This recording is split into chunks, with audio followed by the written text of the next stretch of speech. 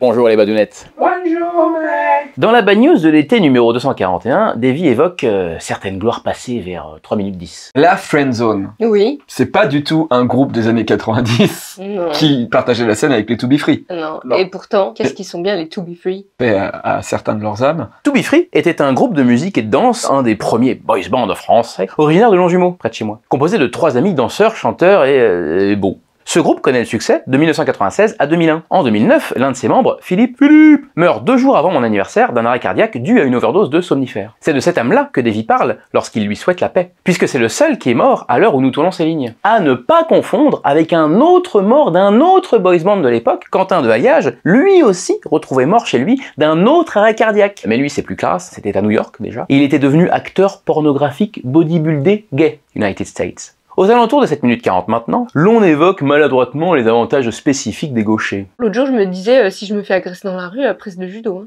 Et en plus, comme je suis gauchère, la personne, elle peut pas s'attendre à ce que je pop mon pied. La personne, elle tombe. Échec et mat.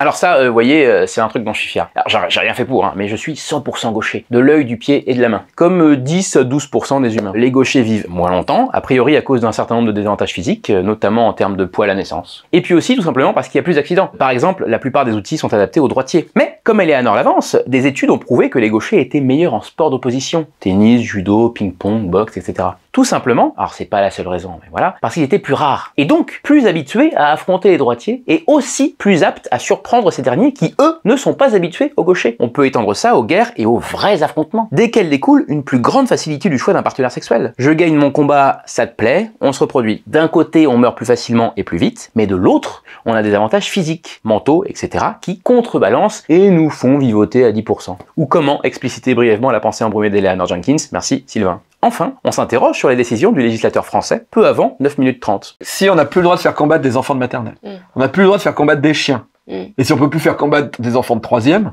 qu'est-ce qui nous reste? Qu'est-ce qui nous donne envie de vivre encore? Le lancer de nain. Ah oui. Le lancer de nain est interdit. Hein. Oui, c'est vrai, il vient d'être interdit. Non, il vient il y a 10-15 ans. Hein. Bon. En 1991, le maire de Morsan-sur-Orge, c'est près de chez moi, interdit une soirée de lancer de nains dans un bar de sa commune. 4 ans plus tard, en 1995, Conseil d'État lui donne raison. Et enfin, en 2002, le Comité des droits de l'homme des Nations Unies valide globalement définitivement la décision. Davy avait donc raison. Même si c'était plutôt il y a 20 ans que 10-15 comme il l'avance. Des morts, du porno gay, du ping-pong et du lancer de nains, tout ce qu'on aime dans une correction. Merci et au revoir les badounettes. Au revoir, mec.